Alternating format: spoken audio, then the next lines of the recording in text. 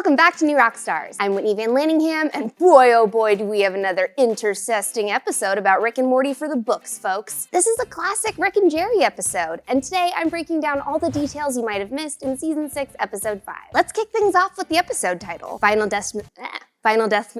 It's really hard to say this. I actually practiced it before I came in and I don't know if I can do it. Okay, Final Desmithation, yeah. Final Desmithation is a play on Final Destination, the horror movie that made it impossible for me to drive behind any truck carting any cylindrical object down the highway ever again. In it, Death hunts down and reclaims the lives of Alex Browning and his classmates after one of his premonitions helps him avoid dying in a plane crash. In this episode, it's the opposite. While the fortunes remain unsolved, a person is immortal, unable to die until after a prediction comes true. Both stories, however, are about a race against the power of fate. The episode opens at a Panda Express, where Summer and Morty have pranked their grandpa by changing his ringtone to the theme song from Taxi, a 70s sitcom starring Danny DeVito and Andy Kaufman. And the teens on Taxi Talk are right. This song slaps. Rick uses two of his Doc Ock arms to alternate scooping chow mein and shoveling it into his mouth for efficiency, because Panda Express isn't express enough for Rick. He has to make it even more express, baby, just jamming those nudes into his mouth like a well-oiled machine. The Smith family plans their trip to the zoo, and Jerry admits that he always gets diarrhea from eating the zebra food, which is revealed in the post-credits scene to be kind of an understandable thing to do based on the zoo's weird gift shop advertisement videos. The fam busts open their mundane fortune cookies. Beth and Morty get the same one, which muses that family time is time well spent. Their fortune is resolved by the end of the episode after spending time at the zoo together. Summer's fortune reads hard work often pays off, which could actually come to fruition. The show has been focusing a lot lately on Summer's abilities as Rick's apprentice, and my theory is that this fortune will come true by the end of the season. Of course, Jerry's fortune reads, "You will have sex with your mother," and little buddy gets big scared that his fortune is gonna somehow come true. And honestly, can you blame him? After Morty and Summer created Naruto and Beth went to town on her own puss, you'd be scared that the incest train was a-coming down the tracks for you next. In his paranoia, Jerry tries to make himself puke up the cookie to reverse the fortune, but can't. He laments to Beth that Sleepy Gary ruined his gag reflex, a callback to Season 2's Total Recall, when Jerry and a parasite called Sleepy Gary boned down on a yacht in a fabricated memory. We now know that they did a lot of mouth stuff, apparently. When Summer tries to film her dad's fear of banging his own mom, you can see their TikTok handle is Summer Song 69.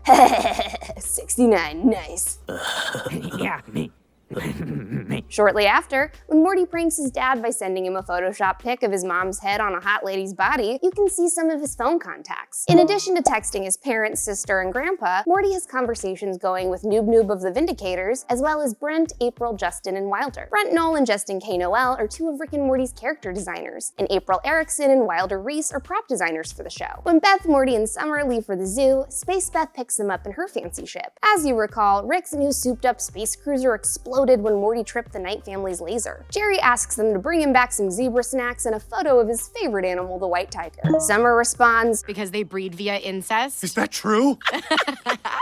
Sad fact, the last white tiger ever seen in the wild was shot back in 1958, so every other white tiger since then has been bred in captivity. Captive breeding can often, you guessed it, result in inbreeding, which isn't great for the gene pool. We'll do just fine. Using the scientific method of dick-in-a-box probability logic and a handy-dandy probability detector, Rick realizes that Jerry actually is likely to get guts with his mom. Check out the way the scanner's sensors flip outwards. Kinda reminds me of the PK meter from Ghostbusters. Speaking of Ghostbusters, Rick's Bach dick test uses similar low-tech techniques as the Zener cards Venkman uses to test for ESP. Rick promptly whisks his son-in-law back to Panda Express to find out who's messing with him. Damn though, dudes, that ship looks real beat up after watching 4 other episodes of the new one. Rick sprouts a lockpick from his hand and breaks into the kitchen, where he finds the employees giving Panda Express the Breaking Bad Los Pollos Hermanos treatment, aka running a meth empire out of a fast food joint. As Rick fights, he instructs his ship to play track 1 of his favorite playlists, but Summer and Morty have rigged it to play the theme from Taxi. Jamming to 70s tunes in a gory shootout is very Guardians of the Galaxy, and I'm here for it. Also, Rick's ship firing into the building is another Breaking Bad pull straight out of the series finale. After taking out most of the Gus Frings, Walter Whites, and Jesse Pinkmans, the living meth dealers and Rick realize that this was all just a huge misunderstanding. Rick encourages them to break laws because they shouldn't exist. Yet another example of his anarchist political alignment. I stare at screens all day, and that can be tough on my eyes. eyes. It used to be the case that I'd help my eyes out by wearing a pair of Blue Block's blue light glasses, but Blue Box has become Bon Charge. Thankfully, the glasses have stayed the same. Got my little glasses in my little case, and now I'm gonna put them on my little face.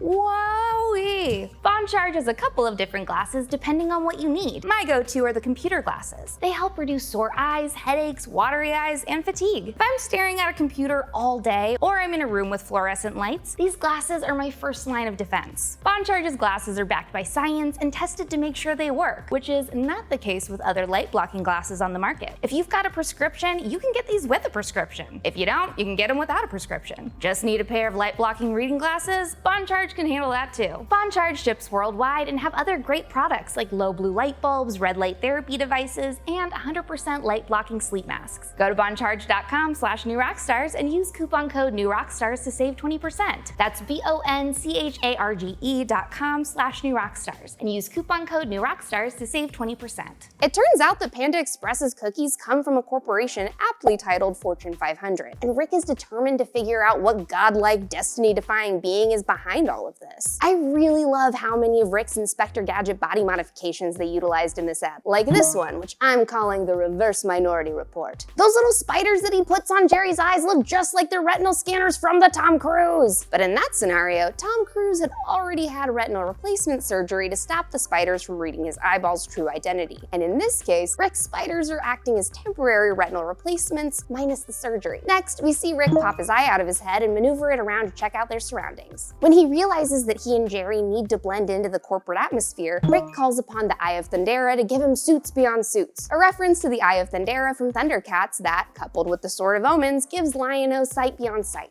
For Jerry's change, Rick has secured a reusable Sailor Moon Magical Girl transformation sequence that turns him into Rick's business assistant. As they enter the next room, a thumbprint scanner sprouts from Rick's wrist, unlocking the door. All over the walls, digitized fortunes marked with either a resolved or unresolved status are displayed on giant screens. Nearly all of the ones that I was able to decipher are pretty standard fortune cookie fare, but my favorite one was the one that just reads, "You like Chinese food." Like, yeah, damn Cookie, you've got me cornered again. Rick pulls up a hologram featuring tools from Photoshop. He selects the clone stamp tool, alt-clicks the wallpaper behind them, and then uses the brush to camouflage himself and Jerry. After sneaking into an auditorium inside the building, Rick notices Jeff Bezos, Bill Gates, several prime ministers, and Billy Zane from Titanic in the audience, watching a woman named Gwyneth Paltrow girlbossing. Gwyneth Paltrow is clearly a dig at Gwyneth Paltrow, brilliant business mind behind exploding vagina-scented candles. Paltrow's Goop lifestyle brand has a lot of pseudoscience and astrology at its core, fitting for a company that profits on fortune-telling. While sneaking around the facility, Rick and Jerry learn that the fortunes really are real. Instead of annual bonuses, employees receive annual cookies with good fortunes, and an employee caught stealing from the company is force-fed a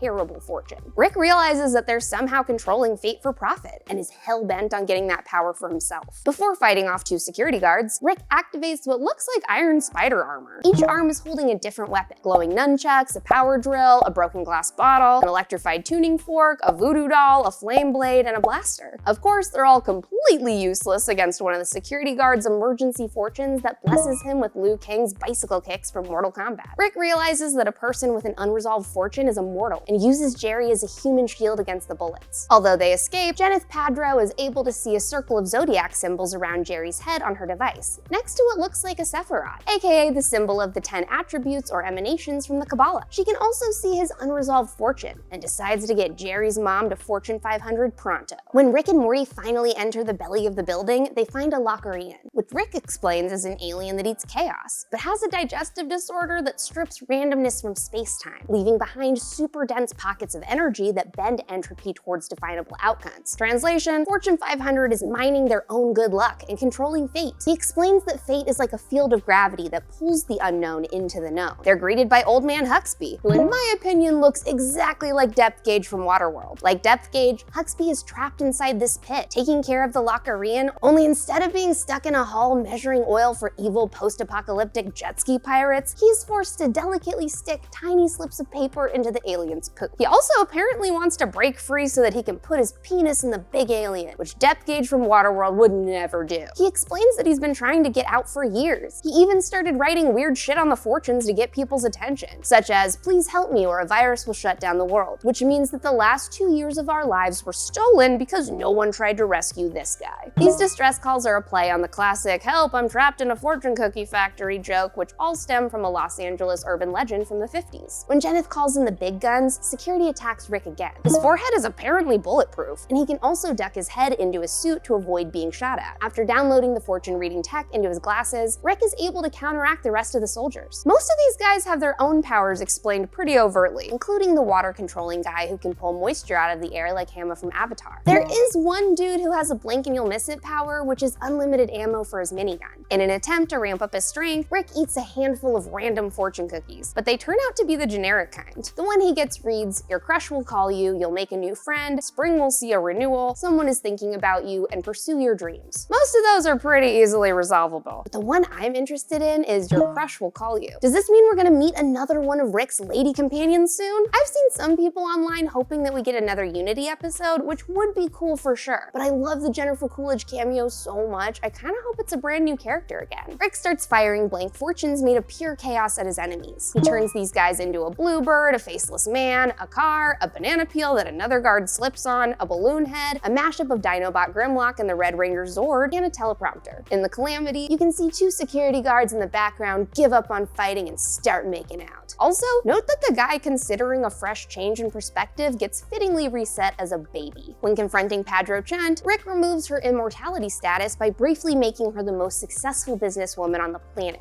He immediately undoes this as he says he sits dead center on the alignment chart. This is a reference to the D&D alignment chart with good and evil on one axis and lawful and chaotic on the other. This action in specific has him chaotically lining the pockets of his adversary before lawfully returning it to its rightful place. Instead of leaning towards a good alignment by sending that money to charity or leaning evil by relocating it to himself or letting Jenneth keep the money, he just sends it back as if nothing happened. When Jenneth crams a bunch of experimental fortunes into her own face hole, she starts to mutate like Tetsuo from Akira. With the Lockerian free, it goes on a rampage, eating the remaining living guards and eventually turning on Old Man Huxby. He realizes too late that he's done gone and did a Margaret Howe Lovett, a naturalist who worked at a NASA-funded project attempting to teach dolphins to speak to humans. Basically, Margaret got caught a dolphin named Peter, allegedly because it was easier to his than it was to take him down to the research pool where the female dolphins were kept so that he could get an aquatic from his own species. A fun fact about that story is that it doesn't end there. One of her colleagues, another naturalist named John Cunningham Lilly, got the entire program shut down because he was feeding the dolphins LSD. Bro,